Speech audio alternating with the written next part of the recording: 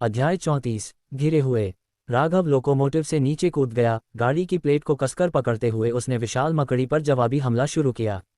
उसने तेजी से कई विंड कैनन पवन तोप के गोले दागे, लेकिन दूरी के कारण घने कोहरे में छाया आकृति से टकराने पर उनसे केवल हल्की कंपन ही पैदा हुई। उसी पल मकड़ी की लंबी टांगें फिर से हमला करने के लिए आगे बढ़ीं। राघव की आंखों में चमक आए, वह तुरंत जवान लड़की के सामने कूद गया और एक ही झटके में आइस शील्ड बर्फ की ढाल उठा दी। फस। मकड़ी की टांग आइस शील्ड को भेद गई, लेकिन वहीं रुक गई। उसकी नुकीली नोक जवान लड़की के चेहरे से कुछ ही इंच दूर थी। लड़की की आंखें सदमे से चौड़ी हो गईं, उसकी सांसें तेज और उथली हो रही थीं। राघव को देखकर वह हैरान होकर बोली, तुम एक एबिलिटी यूजर, विशेष क्षमता वाले हो। राजिता, इसे इस्तेमाल करो। उसी क्षण ड्राइवर के केबिन की पिछली खिड़की खुली और एक सख्त दिखने वाले आदमी ने एक ग्रेनेड लॉन्चर हथगोला फेंक बढ़ा दिया। राजिता नाम की लड़की ने बिना किसी हिचकिचाहट के उसे ले लिया, निपुणता से उसमें गोला भरा और सीधे उस विशाल मकड़ी पर दाग दिया। धमाका। जबरदस्त झटके से वह जवान लड़की लड़खड़ा कर पीछे गिरी और गाड़ी की गति के साथ मिलकर वह जमीन पर धड़ाम से जा बैठी। फिर भी उसने इसकी परवाह नहीं की। जैसे ही उसने देखा कि हथगोला हवा में आग बनाता हुआ मकड़ी से टकराकर फटा और लपटें उठीं, वह खुशी से चिल्लाई, लग गया। मार दिया। शाबाश। जब तक वह गिरी है, मारो उसे। उसी समय किकी खड़ी हो गई, अपनी क्षमता को सक्रिय करने के लिए दांत पीस रही थी, लेकिन राघव ने उसकी बांह पकड़ ली। जरूरत नहीं है, उसने दृढ़ता से कहा। ग्रेनेड से टकराने के बाद विशाल मकड़ी ने एक तीखी चीख मारी, लेकिन तेजी से घने कोहरे में पीछे हट गई और नजरों से गायब हो गई। सबने चैन की सांस ली। किकी के अलावा, जो साफ तौर पर चिड़ी हुई थी, वह काली छाया को खोजने के लिए चारों ओर देख रही थी। जब उसे यकीन हो गया कि वह गायब हो गई है, तो वह छोटी लड़की की ओर मुड़ी। अरे, तुम्हारा नाम क्या है? लॉन्चर चलाने में तुम बुरी नहीं हो। कानों तक छोटे बालों वाली और काली पफर जैकेट पहने उस जवान लड़की का चेहरा कई दिनों तक भागदौड़ करने से गंदा हो गया था। उसने बिना कुछ कहे राघव और किकी को ऊपर से नीचे तक देखा और फिर ऐसे ड्राइवर के केबिन की पिछली खिड़की पर खटखटाया जैसे उसे कोई खजाना मिल गया हो। भाई, यह आदमी भी एक एबिलिटी यूजर है। ड्राइविंग कर रहे आदमी ने रियरव्यू मिरर में एक नज़र डाली, लेकिन कुछ नहीं कहा, अपनी आंखें सड़क पर बनाए रखीं। वह शांत स्वभाव का लग रहा था। राघव की नज़रें पैनी हो गईं। भी क्या इसका मतलब था कि दोनों भाई बहनों में से कोई एक भी एबिलिटी यूजर था? मैं राज हूं और यह राजिता। मेरा भाई थोड़ा मंदबुद्धि है और ज्यादा बात नहीं करता, लड़की ने खुद का परिचय देते हुए कहा। ग्रेनेड लॉन्चर को गले से लगाया और केबिन की पिछली दीवार से टिक गई। राघव ने मुस्कान लाने की कोशिश की और धन्यवाद दिया। मैं राघव हूं और ये मैं किकी हूं। तुम दोनों भी अभी अभी यहां पहुंचे हो। राजिता ने सिर हिलाया, उसकी आंखें बाहर के घने कोहरे को स्कैन कर रही थीं। हम कल से यहाँ फंसे हुए हैं, बाकी सब की तरह इस मनहूस कोहरे में फंसे हुए। क्या तुम कह रही हो कि कोहरे से बाहर नहीं निकल सकते? किकी तुरंत भौहें चढ़ाकर बोली। क्यों? क्या उस मकड़ी की वजह से? सिर्फ वह नहीं है, छोटी लड़की ने मुंह बनाते हुए कहा। इस कोहरे में हर तरह के राक्षस हैं। सभी फोन और रेडियो बेकार हैं, और जब कोई मरता है तो वह जल्दी से किसी तरह के जीव में बदल जाता है। ये बहुत डरावना है। राघव ने पूछा, तुमने बाकी सब का जिक्र किया? क्या यहाँ बहुत से लोग फंसे हुए हैं? राजिता ने उस दिशा में इशारा किया जिधर गाड़ी जा रही थी। यहाँ कम से कम एक दर्जन काफिले और सैकड़ों लोग फंसे हुए हैं। मेरे भाई और मैं दिन के उजाले में निकलने का मौका लेना चाहते थे, लेकिन ये सुनकर राघव का चेहरा गंभीर हो गया।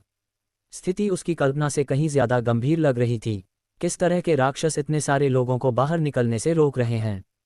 कौन जानता है? राजिता ने कंधे उचकाए। उसकी आवाज़ जवान थी, फिर भी उसका व्यवहार असाधारण रूप से परिपक्व था। कोहरे में मौजूद जीवों के पास किसी तरह की टेलीपैथिक दूर संवेदन लगती है। अगर हर कोई शांत रहता है तो वे हमला नहीं करते, लेकिन जैसे ही कोई भागने की कोशिश करता है, वे सब एक साथ कोहरे से बाहर निकल आते हैं। ये बहुत अजीब है, किकी ने उलझन में बुदबुदाया। क्या वे रात में तुम पर हमला नहीं करते? रात हो या न हो, क्या फर्क पड़ता है? राजिता ने जवाब दिया, जो साफ तौर पर निराश थी। 2 दिनों में ये पूरा इलाका वैसे भी पोलर नाइट ध्रुवीय रात में चला जाएगा। तब तक तो हम सब खत्म हो जाएंगे।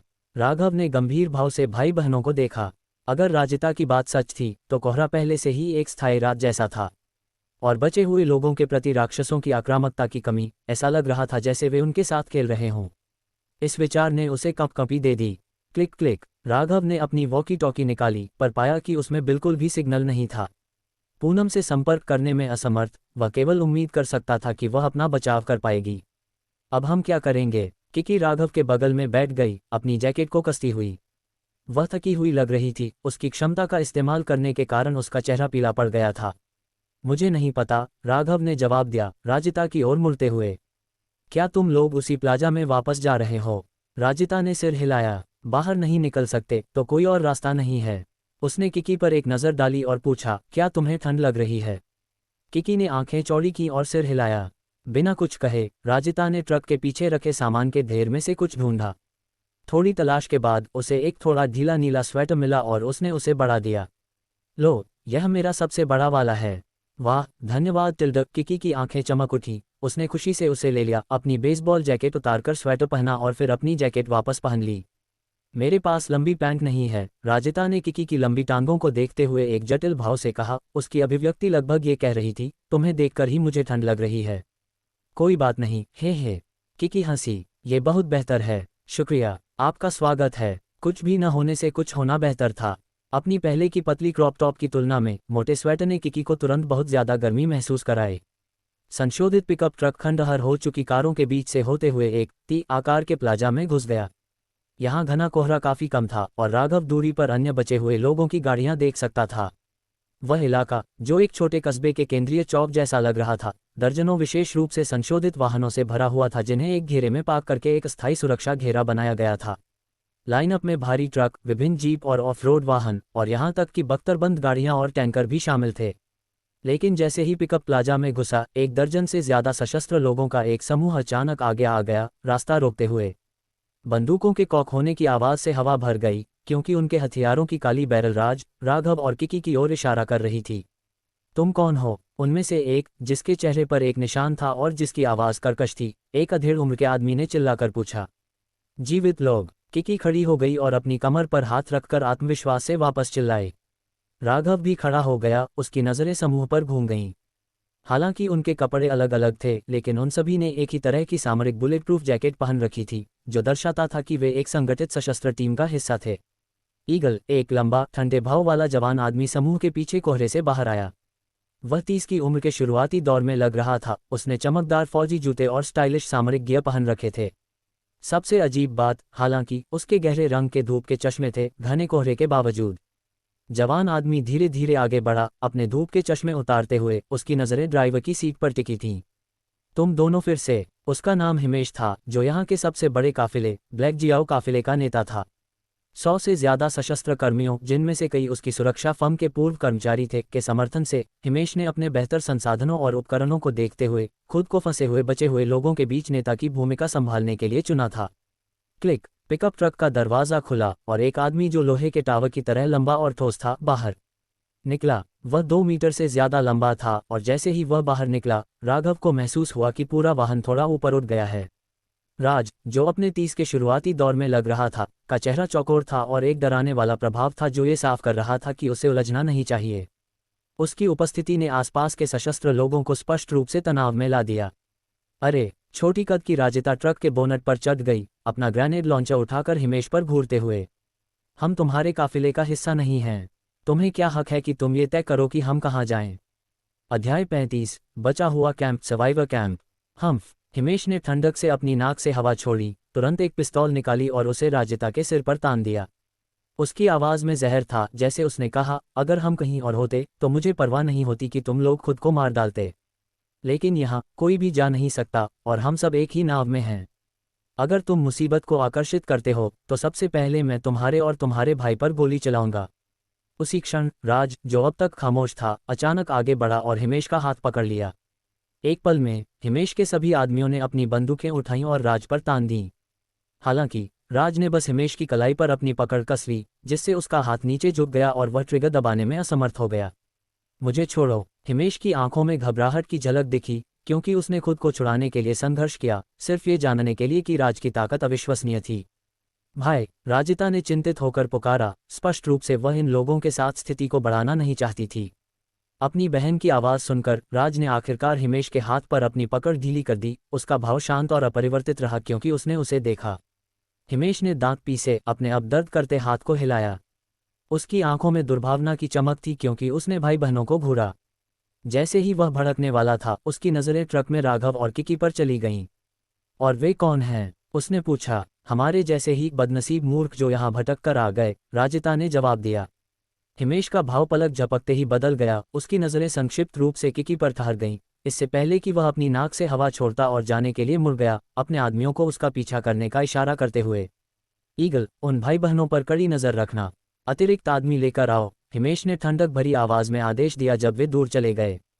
बॉस, वह राज भले ही एक एबिलिटी यूज़र हो, लेकिन वह अजेय नहीं है। अगर आप उसे हटाना चाहते हैं तो यह मुश्किल नहीं होगा, हिमेश के बगल में चल रहे निशान वाले चेहरे वाले आदमी ने लापरवाही से कहा। ज़रूरत नहीं है, हिमेश ने जवाब दिया, उसका लहजा गहरा था। अगर हम बाहर निकलने की कोशिश करने वाले हैं तो वह आदमी अभी भी काम आ सकता है। हिमेश मूर्ख नहीं था, एक एबिलिटी यूज़र की युद्ध शक्ति आम लोगों से कहीं ज़्यादा थी। जबकि राज को अपनी तरफ नहीं लिया जा सकता था, समूह अभी भी कोहरे में फंसा हुआ था। हिमेश को अपनी जीवित रहने की संभावनाओं को बेहतर बनाने के लिए कुछ और बेकार प्यादे होने से कोई आपत्ति नहीं थी। संशोधित पिकअप ट्रक धीरे धीरे प्लाजा में घुस गया, एक कोने में पार्क करते हुए। दूसरे काफिलों के कई बचे हुए लोगों ने उनकी तरफ उत्सुक और सतर्क नजरें डाली, हालांकि ज्यादातर ध्यान राघव और किकी पर केंद्रित था, दो अपरिचित चेहरे। हिमेश के ब्लैक जियाओ काफिले और राज भाई बहनों के ट्रक के अलावा यहाँ 1 दर्जन से ज्यादा अन्य बचे हुए काफिले फंसे हुए थे। इनमें से ज्यादातर समूह पास के शहरों से पूर्व की ओर भागने वाले लोगों से बने थे। सबसे बड़े समूहों में 20 से ज्यादा लोग थे, जबकि सबसे छोटे में केवल कुछ ही। भारी हथियारों से लैस ब्लैक जियाओ काफिले के विपरीत बाकी लोगों के पास ज्यादा से ज्यादा कुछ ही बंदूकें थीं। काफिले प्लाजा के अलग अलग इलाकों में जमा थे। महिलाएं और बच्चे वाहनों के अंदर रहते थे, जबकि पुरुष चौकस होकर परिधि पर गश्त करते थे। जब हम 2 दिन पहले पहली बार पहुंचे थे तो यहाँ और भी लोग थे, लेकिन कल सब लोग एक साथ हो गए और शहर के किनारे की ओर निकलने की कोशिश की। हमने दर्जनों लोगों को खो दिया, इसलिए हमारे पास पीछे हटने के अलावा कोई विकल्प नहीं था, राजिता ने ट्रक से कूदते हुए समझाया। उसने राघव को खाने के 2 डिब्बे फेंके। उसने आगे कहा, तुम्हारे पास क्षमताएं हैं और मेरे भाई के पास भी हैं। अगर हम मिलकर काम करते हैं तो शायद हम बाहर निकलने का एक और प्रयास कर सकते हैं। राघव और किकी ने राजिता के पीछे उसके विशाल भाई पर एक नज़र डाली। भाई बहनों के बीच का स्पष्ट अंतर नज़रअंदाज करना मुश्किल था। राजिता एक हिरन की तरह छोटी थी, जबकि राज एक भालू की तरह बना हुआ था। मुझे यकीन नहीं है, राघव ने गंभीरता से कहा। आज सिर्फ वह मकड़ी ही काफ़ी सख्त थी। अगर बाहर और भी राक्षस हैं तो मुझे नहीं लगता कि हमारी संभावनाएं बहुत ज़्यादा हैं। उसने प्लाजा का सर्वेक्षण किया। यहाँ कम से कम 2 या 300 लोग थे। हिमेश का ब्लैक जियाओ काफिला अच्छी तरह से सुसज्जित था और दूसरे समूहों के साथ मिलकर कम से कम 70 या 80 बंदूकें थीं।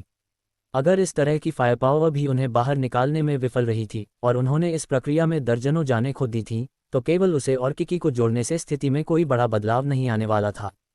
किकी ट्रक के टेलगेट पर चढ़ गई। अपनी टांगों को झूलाते हुए उसने कोहरे वाले आसमान को देखा। इस घटिया कोहरे को क्या हो गया है? उसने अधीरता से बुदबुदाया। कौन जानता है, इसने कई दिनों से साफ होने का कोई संकेत नहीं दिखाया है, राजिता ने निराशा के साथ कहा। तो अब क्या? राजिता ने प्लाजा के केंद्र की ओर इशारा किया, जहां हिमेश और कई अन्य काफिलों के नेता गहरी चर्चा में थे। मुझे लगता है कि वे अभी भी बाहर निकलने की योजना बना रहे हैं। अगर हम पोलर नाइट ध्रुवीय रात शुरू होने से पहले बाहर नहीं निकल पाए तो हम सब खत्म हो जाएंगे। समय धीरे धीरे बीत रहा था। राघव ने अपनी घड़ी देखी, शाम के 6:05 बजे थे। रात होने में केवल 40 मिनट बाकी थे। लेकिन इस बारे में सोचकर वर्तमान स्थिति पहले से ही रात से बहुत अलग नहीं थी। क्या अंधेरा होने के बाद राक्षस ज्यादा आक्रामक रूप से हमला करते हैं? राघव ने राजिता से पूछा। हाँ, उसने सिर हिलाया। कोई भी तेज आवाज़ उन अजीब ज़ोंबी को आकर्षित करेगी, लेकिन बड़े जीव अभी तक दिखाई नहीं दिए हैं।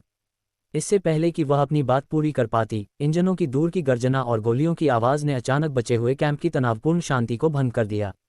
हर कोई तुरंत खड़ा हो गया। पुरुषों ने अपने हथियार पकड़े, लड़ाई के लिए तैयार हो गए। वह कैसी आवाज़ है? उधर, सावधान, क्या ये कोई और काफिला है? बचे हुए लोगों ने घबराकर बुदबुदाया। राघव और राजिता ने सतर्क नजरें मिलाईं। चलो चलकर देखते हैं। राजिता ने अपना ग्रेनेड लॉन्चर पकड़ा और हलचल की ओर भागी। उसका भाई राज ड्राइवर के केबिन से एक राइफल निकालता हुआ उसके पीछे भागा। राघव और किकी सावधानी से उनके पीछे पीछे गए। उत्तर पश्चिमी सड़क पर घना कोहरा छा गया, क्योंकि कराहते हुए लाशों और गोलियों की आवाज़ करीब आ रही थी। प्लाजा में बिखरे हुए बचे हुए लोग रक्षात्मक रूप से फैल गए। कुछ वाहनों पर चढ़ गए, जबकि अन्य कवर के लिए सड़क किनारे के गमलों के पीछे छिप गए। जल्द ही कई सैन्य जीपें कोहरे से बाहर निकल आईं। उन्होंने अपने पहियों के नीचे कुछ अजीब ज़ोंबी को कुचल दिया। जीपों में बैठे लोगों ने उन जीवों पर लगातार गोलियां चलाईं जो उनके पीछे सड़कों और फुटपाथों पर झुंड में आ रहे थे। जब हिमेश ने सैन्य वाहनों को देखा तो उसकी आंखें चमक उठीं। वे कोई भी हों, उनकी फायरपावर ने उसे जीवित रहने का बेहतर मौका दिया। सब लोग, उनकी मदद करो, उसने आदेश दिया। प्लाजा भर में गोलियों की बौछार शुरू हो गई, जो एक छोटे पैमाने के आधुनिक युद्ध के मैदान की तरह गूंज रही थी। बचे हुए लोगों की भारी फायरपावर के कवर के तहत सैन्य जीपें जल्दी से ज़ोंबी के झुंड को तोड़कर प्लाजा में घुस गईं। जैसे ही वाहन अस्थायी रक्षात्मक रेखा पर पीछे हटे, बचे हुए कैंप से और बंदूकधारियों ने गोलियां चलाईं, आगे बढ़ती ज़ोंबी लहर के खिलाफ लड़ाई में शामिल हो गए। इस क्षण काले सेंटीपीड जैसे जीवों द्वारा नियंत्रित कुछ पीले ज़ोंबी कुत्ते झुंड से बाहर निकलते हुए दहाड़ते हुए हमला करने लगे। एक झटके में वे कुछ दुर्भाग्यपूर्ण बचे हुए लोगों पर झपटे जो समय पर चकमा नहीं दे पाए, अपने खुले मुंह मांस में धंसा दिए और हिंसक रूप से फाड़ने लगे। दुर्भाग्यपूर्ण शिकार दर्द में चिल्लाए। लाइन बनाए रखो, किसी ने चिल्लाया। काफिले की रक्षात्मक परिधि लगातार हमले के तहत सिकुड़ने लगी। गोलियों की आवाज गूंज रही थी क्योंकि ज़ोंबी कुत्ते उत्पात मचा रहे थे, गोलियों की बौछार को नजरअंदाज करते हुए सीधे भीड़ में घुस रहे थे। पहले इन जानवरों को बाहर निकालो, राघव ने निर्णायक रूप से चिल्लाया। जीवित रहने के लिए उनके पास दूसरे बचे हुए लोगों के साथ जुड़ने के अलावा कोई विकल्प नहीं था। धप धप धप, राघव ने कई विंड कैनन के गोले दागे, जिससे कई ज़ोंबी के सिर चकनाचूर हो गए। इस बीच राजिता और राज भी लड़ाई में शामिल हो गए। राज ने अपनी पीठ पर लटकी राइफल की परवाह नहीं की। इसके बजाय वह आगे बढ़ा, एक हाथ से सड़क के किनारे की रेलिंग को पकड़ा। एक जबरदस्त झटके के साथ उसने धातु के खंभे को उखाड़ दिया और उसे अपनी पूरी ताकत से फेंका। वूश, धातु का पाइप हवा में चिल्लाता हुआ गया। इससे पहले कि वह एक पीले ज़ोंबी कुत्ते को छेद देता, उसके शरीर को 10 मीटर से ज्यादा दूर फेंक देता, उसके पीछे एक भयानक निशान छोड़ जाता। वाह, क्या अविश्वसनीय ताकत है, किकी ने आश्चर्य से कहा। वह एक एबिलिटी यूज है, राघव ने गंभीरता से कहा। किस तरह की क्षमता? सुपर स्ट्रेंथ, अति ताकत। इस क्षण सैन्य जीपों में बैठे लोग भी लड़ाई में शामिल होने के लिए उतर गए। राघव ने मान लिया था कि नए आए लोग सैन्यकर्मी होंगे, लेकिन उसके आश्चर्य के लिए वे अलग अलग कब्रों में नागरिक थे। उनका नेतृत्व एक गंजा अधेड़ उम्र का आदमी कर रहा था जो 40 साल का लग रहा था। हालांकि जिन हथियारों का वे इस्तेमाल कर रहे थे वे निस्संदेह सैन्य ग्रेड थे, मानक XINGHUO 26 स्वचालित सामरिक राइफलें। पहले उन कुत्तों को मारने पर ध्यान दो, हिमेश गुस्से में चिल्लाया। उसका गुस्सा उसके अपने आदमियों को एक के बाद एक गिरते हुए देखकर भड़क रहा था। उसकी राइफल से भीड़ में घुस रहे ज़ोंबी कुत्तों पर गोलियों की लगातार धार निकल रही थी। मैं भी इसमें शामिल हो रही हूँ। बचे हुए लोगों के बीच ज़ोंबी कुत्तों को उत्पात मचाते हुए देखकर किकी ने निराशा में दांत पीसे। उसने अचानक हाथ बढ़ाया और आसपास के सभी लोगों के सदमे के लिए उसने सड़क के किनारे एक छोड़ी हुई बस को अदृश्य शक्ति से उठा लिया। एक तेजी से गति के साथ उसने उसे आगे फेंका। धमाका, विशाल बल ने दर्जनों अजीब ज़ोंबी और मुट्ठी भर ज़ोंबी कुत्तों को कुचल दिया, उन्हें कुचले हुए मांस और खून के ढेर में बदल दिया जो सड़क पर फैल गया। इस दृश्य ने सभी को हक्का बक्का और भय से भर दिया। प्रभाव की विशालता ने उसकी ओर अनगिनत आश्चर्यचकित नजरें खींच लीं।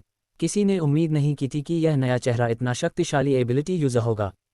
किकी के विनाशकारी कदम ने तुरंत समूह पर दबाव कम कर दिया। बाकी सशस्त्र बचे हुए लोग जल्दी से फिर से संगठित हो गए और अपनी रक्षात्मक रेखा फिर से स्थापित की। गोलियों की एक नई बौछार के साथ ज्यादा समय नहीं लगा इससे पहले कि पहले से भारी ज़ोंबी झुंड पीछे हटने लगा। जैसे ही आखिरी गोलियों की आवाज दूर हुई, सड़कें शांत हो गईं। अचानक हुए ज़ोंबी लहर के हमले ने ब्लैक जियाओ काफिले को 3 हताहतों के साथ छोड़ दिया और पूरे बचे हुए कैंप को 10 से ज्यादा मौतें झेलनी पड़ीं। प्लाजा अब खून की बदबू से भारी था और त्रासदी की हवा से भरा हुआ था। जब बचे हुए लोगों ने अपनी सांस ली तो राजिता ने चौड़ी आंखों से किकी को देखा।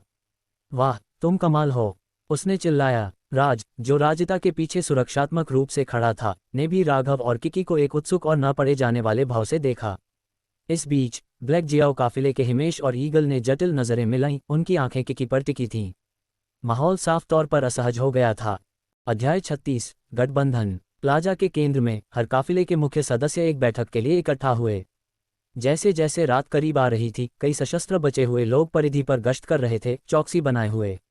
जो लोग पहले सैन्य जीपों से बाहर निकले थे वे अरमबैग कस्बे के स्थानीय बचे हुए लोग निकले। उनका नेता चिराग नाम का एक अधेड़ उम्र का आदमी अरमबैग स्टेशन का पूर्व स्टेशन मास्टर था। उसके अनुसार सर्वनाश शुरू होने के बाद वह फंसे हुए यात्रियों और कुछ स्थानीय निवासियों को पास के एक सैन्य चौकी के एयर रेड बनकर में ले गया था, जहां वे कुछ समय से रुके हुए थे। चिराग ने समझाया कि अरमबैग कस्बे के चारों ओर घना कोहरा सर्वनाश की शुरुआत में नहीं, बल्कि पहली पोलर नाइट ध्रुवीय रात के बाद आया था। शुरुआत में उनके समूह के कई लोगों ने पूर्व की ओर भागने की कोशिश की थी, लेकिन कोहरे ने उसमें कदम रखने वाले किसी भी व्यक्ति की जान ले ली। धीरे धीरे उन्हें एहसास हुआ कि वे सभी इस मनहूस जगह में फंस गए थे, जहां सूरज अभी भी उगता था लेकिन हमेशा रात जैसा महसूस होता था। यह कोहरा यहाँ 10 दिनों से ज्यादा समय से है, एक मोटे आदमी ने, जो एक छोटे काफिले का नेता था, अविश्वास में पूछा। उसके समूह में मूल रूप से 30 से ज्यादा लोग थे, लेकिन सिर्फ 2 दिनों में आधे से ज्यादा गायब हो गए थे। बिल्कुल, चिराग ने पुष्टि की। तो तुमने हमें खोजने के लिए एयर रेड बनकर से बाहर आने का जोखिम क्यों लिया? तुम्हारा असली मकसद क्या है? हिमेश ने बेबाकी से पूछा, उसकी आंखें चिराग को देखते हुए सनकरी हो गईं। और क्या, बेशक, हम तुम्हें बचाने के लिए यहाँ हैं। इससे पहले कि चिराग जवाब दे पाता, उसके बगल में एक घमंडी जवान आदमी जोर से बोला, शहर के दक्षिण में एक छोटा रास्ता है। मैंने खुद उसकी टोह ली है। वह अपेक्षाकृत साफ है। बड़े वाहनों और बख्तरबंद कारों को रास्ता दिखाते हुए हम निश्चित रूप से बाहर निकल सकते हैं। उसकी घोषणा के बाद इलाका शांत हो गया। काफिले के नेताओं ने संदेह भरी नजरें मिलाईं और कुछ ने तो घृणा से नाक भी सिकुड़ी। हिमेश ने ठंडी आवाज में ताना मारा, उस जवान आदमी को घूरते हुए। क्या तुम्हें लगता है कि हम बेवकूफ़ हैं?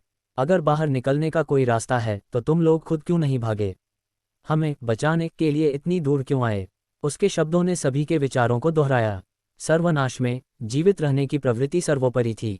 समूहों के बीच अविश्वास आम था और राजिता जैसे बच्चे को भी ऐसी बातों पर आसानी से यकीन नहीं होता।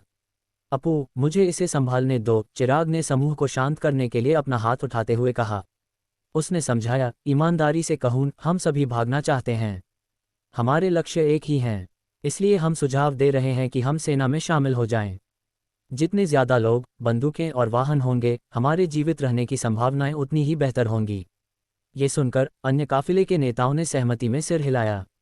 हताश समय में सुरक्षा के लिए एक साथ जुड़ना स्वाभाविक था। जबकि गठबंधन का विचार तार्किक लग रहा था, हर बचे हुए व्यक्ति ने गुप्त रूप से अपनी खुद की जीवित रहने के बारे में सोचा। ज्यादातर के लिए लक्ष्य एकजुटता नहीं था, ये दूसरों को तोप का चारा बनाकर अपने खुद के जीवित रहने की संभावनाओं को बेहतर बनाना था। चिराग ने समूह के चारों ओर देखा और गंभीरता से कहा, हम रास्तों को अच्छी तरह से जानते हैं और हमारे पास सभ्य उपकरण हैं। अगर हम सेना को मिलाते हैं तो हमारी संभावनाएं बहुत ज्यादा होंगी। साथ ही तुम्हारे पास यहाँ एबिलिटी यूजर्स हैं। एबिलिटी यूजर्स का जिक्र करने पर नेताओं ने एक दूसरे की ओर देखा, उनकी नज़रें प्लाजा के कोने की ओर भटक गईं। वे भाई बहन और वे दो नए आए लोग साधारण नहीं लगते, किसी ने बुदबुदाया। वह औरत, उसकी क्या पृष्ठभूमि है? वह अविश्वसनीय रूप से शक्तिशाली है। हिमेश खड़ा हो गया और राघव और किकी की ओर देखा। मैं उनके बारे में लगभग भूल ही गया था। इसके साथ वह उनकी दिशा में चल पड़ा और अन्य नेता जल्दी से उसका पीछा करने लगे। अंकल, उस औरत में किस तरह की क्षमता है? वह इतनी मजबूत है? चिराग के भतीजे अपू ने पूछा जब वे दूसरों के पीछे चल रहे थे। लगता है कि यह किसी तरह की टेलीकिनेसिस है। काफी प्रभावशाली, अपू ने भौहें सिकुड़ते हुए जवाब दिया। चिराग की आंखें उत्साह से चमक उठीं। उसके जैसे किसी के साथ हमारे भागने की संभावनाएं बहुत बेहतर हैं। अपू ने उसे एक तिरछी नजर डाली और जोड़ा, अंकल, वह हमारे लिए एक बड़ा खतरा भी है। इस टिप्पणी पर चिराग का भाव गहरा हो गया। प्लाजा के दूसरी तरफ राघव ने हिमेश और दूसरों को अपनी ओर आते हुए देखा। उसे पहले से ही उनके इरादों का अंदाजा था। पहले जो तुमने हरकत की, उससे तुम्हारी बहुत सारी ऊर्जा निकल गई होगी, है ना? राघव ने धीरे से पूछा। किकी ने तुरंत उसे अपनी आवाज़ धीमी रखने का इशारा किया। धीमी आवाज़ में बात करो, तुम बेवकूफ़। राघव ने उसके पीले चेहरे पर एक नज़र डाली, उसकी थकावट को नोट करते हुए। उसे राहत मिली कि इस बार उसकी नाक से खून नहीं बहा था, जिसका मतलब था कि उसने खुद पर बहुत ज्यादा जोर नहीं डाला था। जैसे ही हिमेश और उसका दल पास आया, राजिता, जो डिब्बाबंद खाना खा रही थी, तुरंत यात्री सीट से कूद गई और उनके सामने खड़ी हो गई। अरे, तुम लोग क्या चाहते हो? उसने पूछा। राज भी खड़ा हो गया और अपनी बहन के बगल में सुरक्षात्मक रूप से खड़ा हो गया। हिमेश की नज़रें समूह पर घूमी, उसका लहजा पहले की तुलना में ज्यादा संयमित था। आराम करो, हम मुसीबत पैदा करने के लिए नहीं आए हैं।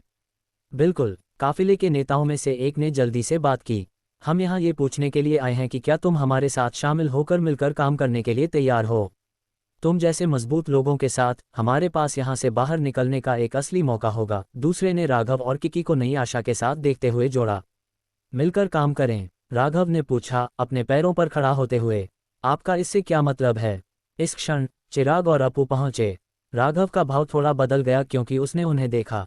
अन्य बचे हुए लोगों के विपरीत, जो लंबे समय तक तनाव से थके हुए और गंदे दिख रहे थे, चिराग और अपू साफ सुथरे और अच्छी तरह से खाए पिए दिख रहे थे। अगर पहले की लड़ाई नहीं होती तो राघव को संदेह था कि उनकी उपस्थिति बेदाग होती। इससे वह तुरंत संदिग्ध हो गया। चिराग ने अपना परिचय दिया, मैं चिराग हूँ, अरम्बैग कस्बे का एक स्थानीय निवासी और अरम्बैग स्टेशन का पूर्व स्टेशन मास्टर। हमारे समूह के बचे हुए लोग पास के पहाड़ की तलहटी में एक सैन्य एयर रेड बनकर में शरण ले रहे हैं। ये सुनकर राघव ने भौहें सिकुड़ी। अरम्बैग स्टेशन का स्टेशन मास्टर? मैं राघव हूँ। ये किकी है, उसने समान रूप से जवाब दिया। अपू की नज़रें उन दोनों पर टिकी, एक पल के लिए किकी पर ठहरी रहीं। उसकी आंखें एक अनियंत्रित उत्साह से चमक उठी जिसने राघव को असहज कर दिया। चिराग ने पहले से चर्चा की गई योजना को दोहराया, जो सीधा था, काफिलों को एकजुट करना और भागने के लिए मिलकर काम करना। लेकिन पहले से ही अंधेरा हो चुका है, क्या अब बाहर निकलने की कोशिश करना और भी खतरनाक नहीं होगा? राघव ने अपू और फिर चिराग पर एक सतर्क नज़र डालते हुए पूछा। हिमेश ने स्कॉफ्ट किया, मुझे नहीं लगता कि इससे ज़्यादा फर्क पड़ता है। कोहरा अंधेरे से कहीं ज़्यादा खतरनाक है। मेरा यह मतलब नहीं है, राघव ने शुरू किया, लेकिन किकी ने उसे काट दिया। तुम सब बेवकूफ़ हो, उसने चिल्लाया। अगर हम दिन में बाहर निकलने की कोशिश करते हैं तो कम से कम हमारे पास बाहर सांस लेने का समय होगा। अगर हम रात में जाते हैं तो हम क्या करेंगे? अंधेरे में 20 घंटे तक आंखें बंद करके दौड़ते रहेंगे। हिमेश ने भौहें सिकोड़ी, यह महसूस करते हुए कि उसकी बात में दम था। तो हम सुबह होते ही निकलेंगे, किसी ने सुझाव दिया। चिराग ने एक विकल्प के साथ आगे कदम रखा। मेरे पास एक सुझाव है। यहाँ आते समय हमने बहुत सारे ज़ोंबी को साफ कर दिया। इस अवसर का लाभ उठाकर सभी को एयर रेड बनकर में क्यों नहीं ले जाया जाता? ये वहाँ ज़्यादा सुरक्षित है और ये दक्षिणी रास्ते के करीब है। समूह ने सहमति में बुदबुदाया। योजना संभव लग रही थी। राघव ने किकी पर एक नज़र डाली, जिसने उसे एक समझदार नज़र दी। चिराग ने जिस एयर रेड बनकर का जिक्र किया था वह वही सैन्य चौकी थी जिसे किकी ने पहले उठाया था। मुझे लगता है कि यह योजना काम करती है, राघव ने सिर हिलाते हुए कहा। राघव की सहमति के साथ समूह में ऊर्जा आ गई। हिमेश ने चिराग पर एक नज़र डाली लेकिन कुछ नहीं कहा, इसके बजाय अपने लेफ्टिनेंट की ओर मुड़ा। ईगल, सबको इकट्ठा करो और चलने की तैयारी करो। बचा हुआ कैंप गतिविधि में फट गया क्योंकि काफिलों ने जल्दी से अपना सामान पैक किया और अपने वाहनों को तैयार किया। उनके जाने के लिए तैयार होते ही इंजन गरजने लगे। एक भारी संशोधित ऑफ रोड वाहन में ईगल ने काफिले का नेतृत्व करने वाली सैन्य जीपों पर कड़ी नज़र रखी।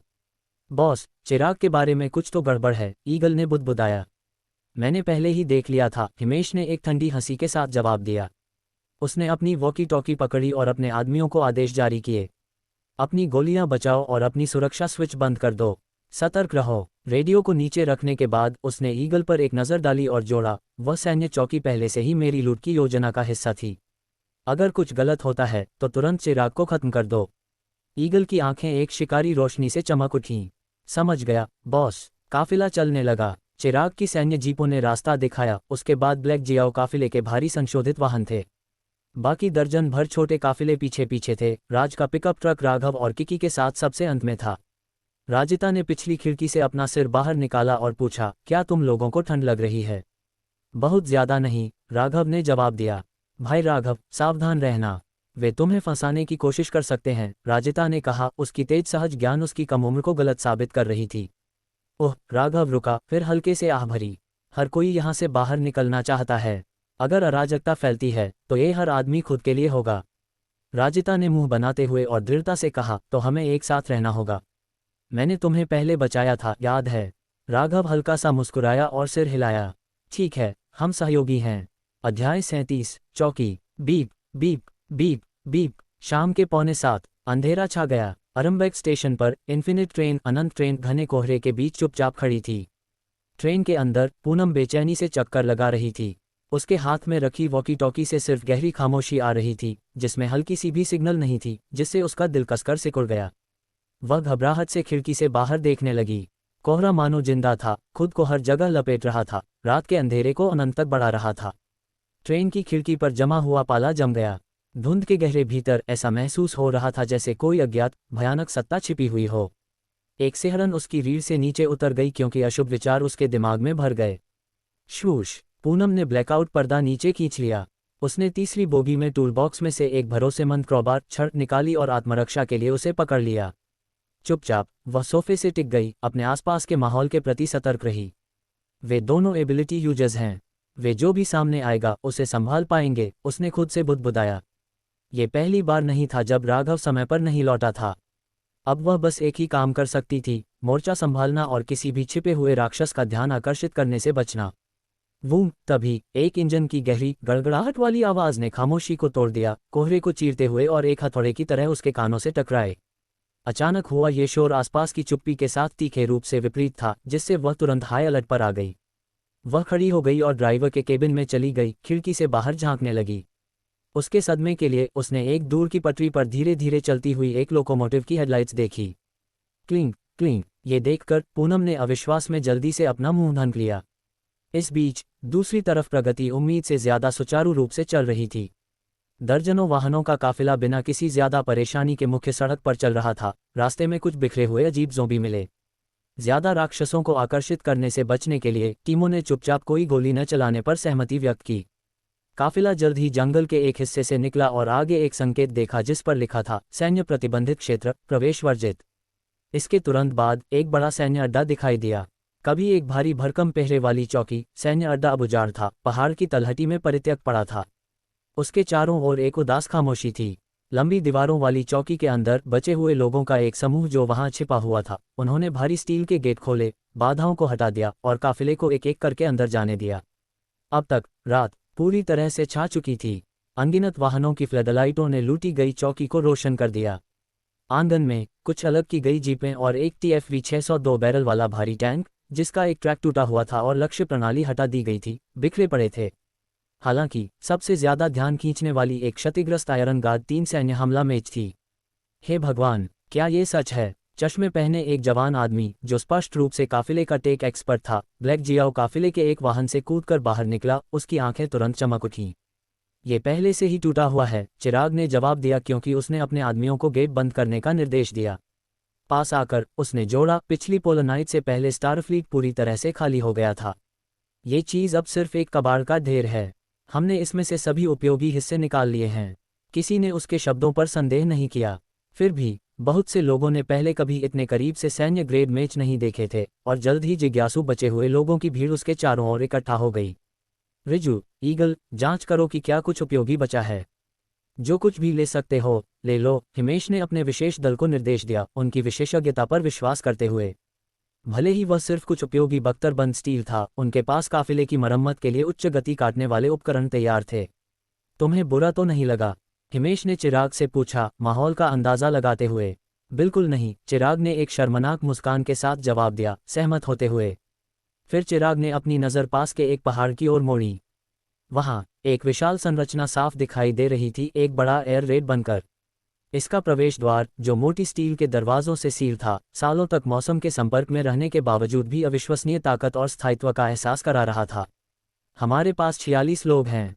हम लगभग 3 महीने से उस बंकर में छिपे हुए हैं। अब हम में से मुश्किल से 20 लोग बचे हैं। यहाँ की दीवारें मोटी हैं और दरवाजे मजबूत हैं। हम सब एक साथ रात भर आराम कर सकते हैं और कल सुबह होते ही निकल सकते हैं, चिराग ने कहा। अरे वाह राघव, देखो, किकी राघव के साथ कार से बाहर निकली थी और भीड़ की ओर जा रही थी। जब उसने लगभग 3 मीटर ऊंची मानव जैसी युद्ध मेज को देखा तो उसकी आंखें चमक उठीं। ये कितना शानदार है, काश ये काम करता। हालांकि मुझे अभी भी सेंटिनल सीरीज ज्यादा पसंद है, वे कम भारी होते हैं। राघव ने भी विशालकाय मेज को देखा, उसकी नज़र में एक उत्साह की चमक थी। उसका मैकेनिकल हॉट यांत्रिक दिल इच्छा से धड़क उठा। ये सैन्य ग्रेड मशीनें हमेशा उसकी इच्छा सूची में रही थीं। हालांकि सर्वनाश शुरू होने के बाद से वह शहरी क्षेत्रों तक ही सीमित था और उसे ऐसे उपकरण देखने का मौका नहीं मिला था। उसने खुद को मजबूत करने की लंबी योजना बनाई थी, सिर्फ अपनी क्षमताओं को सुधार कर नहीं बल्कि अपने मैकेनिकल हॉट को और विकसित करके। उदाहरण के लिए आत्मकवच, युद्ध प्रोस्थेटिक्स, तेज हथियार प्रणाली, ये सभी एक छोटी ब्लेड के साथ करीबी लड़ाई से कहीं ज्यादा विश्वसनीय लग रहे थे। औद्योगिक ग्रेड और सैन्य कवचों के अलावा राघव टैंक तोपों, रेलगनों, करीबी हथियार प्रणालियों और विभिन्न स्वचालित हथियारों को इन्फिनिट ट्रेन में शामिल करने की कल्पना करता था। अगर वह इन ब्लूप्रिंटों को खा सकता या स्कैन कर सकता और उन्हें अपनी ट्रेन में एकीकृत कर सकता तो यह विचार ही रोमांचक था। वैसे तुम्हारे दूसरे साथी कहाँ हैं? या तुम दोनों ही हो? हिमेश ने अचानक राघव और किकी को देखते हुए पूछा। हम ज्यादा नहीं हैं, राघव ने लापरवाही से जवाब दिया, आगे बात करने में स्पष्ट रूप से अनिच्छुक था। उसका ध्यान क्षतिग्रस्त आयरन गार्ड 3 हमला मेज पर वापस चला गया क्योंकि उसने चुपचाप अपने मैकेनिकल स्कैन सिस्टम को सक्रिय किया। दुर्भाग्य से उसने जल्दी से पाया कि मेज के कई उपप्रणालियां गायब थीं और कोर ड्राइव लंबे समय से हटा दी गई थी। एक पूर्ण ब्लूप्रिंट स्कैन करना असंभव था। उसने मन ही मन आह भरी और हार मानने की तैयारी की। ब्लैक जियाओ काफिले के रिजू की तरह उसने TFV 600 भारी टैंक से भागों सहित कवच प्लेटों को अलग करने पर विचार किया था।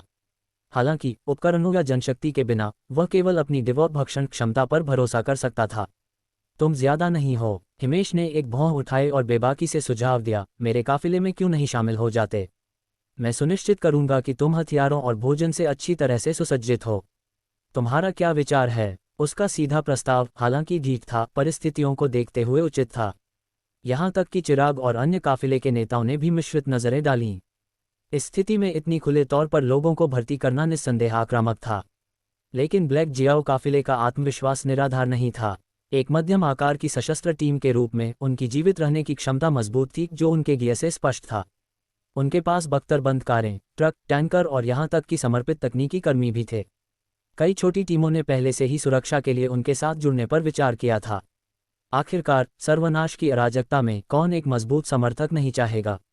सभी के आश्चर्य के लिए राघव ने एक हल्की मुस्कान के साथ प्रस्ताव को अस्वीकार कर दिया, नहीं धन्यवाद।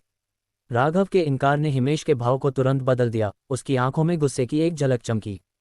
तो इस प्यारी महिला के बारे में क्या? हिमेश की नज़रें अचानक किकी पर चली गईं। उसका लहजा घमंडी और तिरस्कारपूर्ण था। क्या तुम मेरे काफिले में शामिल होने पर विचार करोगी? किकी ने एक अजीब भाव के साथ राघव की ओर देखा, फिर हिमेश की ओर मुड़ी। क्या तुम मुझसे बात कर रहे हो? हिमेश ने उन दोनों के बीच देखा। उसके चेहरे पर एक नकली मुस्कान थी। क्या तुम दोनों एक जोड़े हो? नहीं, राघव ने सपाट जवाब दिया। रिश्तेदार? वह भी नहीं, किकी ने एक चालाक मुस्कान के साथ कहा। ये सुनकर हिमेश का भाव उज्ज्वल हो गया, क्योंकि उसने राघव को एक समझदार नजर दी, इससे पहले कि वह जोर से बोलता। खैर, अगर तुम संबंधित नहीं हो तो कोई समस्या नहीं है। मेरा काफिला हमेशा प्रतिभाशाली व्यक्तियों का स्वागत करता है। अगर तुम शामिल होती हो मिस, तो मैं तुम्हारे लिए एक निजी आरवी की व्यवस्था करूंगा, जो भोजन और आपूर्ति से पूरी तरह से भरी होगी। तुम्हें 24 घंटे सुरक्षा भी मिलेगी। जैसे ही ये शब्द उसके मुंह से निकले, राघव की आंखों में हत्या के इरादे की एक झलक चमकी। बैंग! हवा का एक भयंकर झोंका उठा। उसके बाद एक तीखी दरार की आवाज आई। हिमेश के धूप के चश्मे, जो उसके माथे पर लटके हुए थे, अचानक टूट गए और पूरी ताकत ने उसे पीछे की ओर लड़खड़ा दिया। Clack clack clack! अगले ही पल उसके पीछे के आदमी, जिसमें ईगल और कई अन्य लोग शामिल थे, ने अपनी बंदूकें उठाईं। तनाव बढ़ गया, क्योंकि बारूद की गंध हवा में भर गई। क्या तुम बेवकूफ़ हो? मेरे लोगों को मेरे सामने से पोचिंग कर रहे हो? क्या तुमने सोचा था कि मैं तुम्हें मारने की हिम्मत नहीं करूंगा? राघव की नज़रें ठंडी हो गईं। एक भारी दबाव उससे बाहर निकल रहा था। किसी ने ये भी नहीं देखा कि उसने कैसे हमला किया था। हिमेश अपने आदमियों में लड़खड़ाकर वापस आ गया। मौत के करीब का एक ठंडा एहसास अभी भी उसके माथे पर टिका हुआ था। जो हुआ था उसे महसूस करते हुए वह गुस्से में फट पड़ा, अपनी हैंडगन निकाली और उसे राघव पर ताना। मैं तुम्हें मार डालूंगा। ओह, तो आगे बढ़ो, गोली मारो। एक दर्जन से ज्यादा बंदूकों का सामना करते हुए राघव अप्रभावित रहा। उसकी ठंडी आंखें हिमेश पर टिकी थीं। चलो देखते हैं कि पहले कौन मरता है, तुम या मैं। एक तरफ चिराग एक गंभीर भाव के साथ देख रहा था, जबकि अपू उसके पीछे खड़ा था। इस तमाशे को बल्कि मनोरंजक लग रहा था। उसे परवाह नहीं थी कि यह नाजुक अस्थायी गठबंधन आंतरिक कलह में घुलने वाला था। उसी क्षण किकी पास आए, लापरवाही से राघव के कंधे पर एक हाथ रख दिया। अपना सिर झुकाकर उसने उन पर तनी बंदूकों की लाइन को देखा और कहा, यह क्या है? लड़ने की योजना बना रहे हो? बहुत अच्छा, मेरी नज़र तुम्हारे काफिले में मौजूद सभी अच्छी चीज़ों पर है। अरे बुरे आदमी टिल्ड! उसने राघव की ओर देखा और जारी रखा, हम बस। उसने फिर अपनी गर्दन पर एक स्लाइसिंग मोशन किया। जिस पल उसने ये कहा, साइडलाइन से देख रही अन्य काफिले की टीमें पीली पड़ गईं और स्वाभाविक रूप से पीछे हट गईं, संघर्ष में फंसने से डर रही थीं। किकी द्वारा दुश्मनों से भरे पूरे वाहन को नष्ट करने का भयानक दृश्य अभी भी उनके दिमाग में ताज़ा था। उनमें से कोई भी उसके जैसी महिला के खिलाफ जीत की किसी भी संभावना की कल्पना नहीं कर सकता था। उसके शब्दों को सुनकर हिमेश की आंखों में गुस्से की लपटें अचानक बुझ गईं। उसने एक हाथ उठाया, अपने आदमियों को अपने हथियार नीचे करने का इशारा किया। उनका भाव अनिश्चित हो गया, क्योंकि उसने उन दोनों को देखा। उसके चेहरे से ठंडे पसीने की एक बूंद लुढ़क रही थी। ईमानदारी से कहूं, राघव द्वारा उसके प्रस्ताव को अस्वीकार करने के बाद हिमेश कुछ हद तक अपमानित महसूस कर रहा था और किकी को लक्षित करने का उकसावे वाला कदम उठाया था। उसने राघव के तत्काल प्रतिशोध की उम्मीद नहीं की थी। और अब जिस तरह से वे बात कर रहे थे, ऐसा लग रहा था जैसे वे दोनों ही उसके 100 से ज्यादा लोगों के काफिले को घेर रहे थे, न कि इसके विपरीत। पहली बार हिमेश ने खतरे का एक ठंडा एहसास महसूस किया, हालांकि वह उन कठोर शब्दों को फेंकने के बाद अब एक खतरनाक स्थिति में फंस गया था। इस बीच राघव की आंखों में आश्चर्य की एक झलक थी। उसने अपने कंधे पर रखी किकी के हाथ पर एक नज़र डाली, उसके दिमाग में भ्रम का एक संकेत उठ रहा था। वह और किकी एक दूसरे को लंबे समय से नहीं जानते थे। ज़्यादा से ज़्यादा वे ऐसे साथी थे जिन्होंने कुछ दिनों की कठिनाइयों को एक साथ सहा था, करीबी दोस्त भी नहीं। राघव ने उसकी वफादारी कमाने या उसे रहने के लिए मनाने के लिए कुछ भी नहीं किया था। इसके विपरीत उसके प्रति उसका रवैया ज़्यादा से ज़्यादा उदासीन था। अगर उसने छोड़ने या किसी और काफिले में शामिल होने का फैसला किया होता तो राघव को आश्चर्य नहीं होता।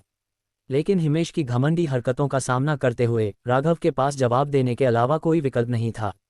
उसने उम्मीद नहीं की थी कि किकी इतनी मजबूती से उसके साथ खड़ी होगी। ऐसा लग रहा था कि यह छोटी महिला उतनी सरल नहीं थी जितनी वह दिखती थी।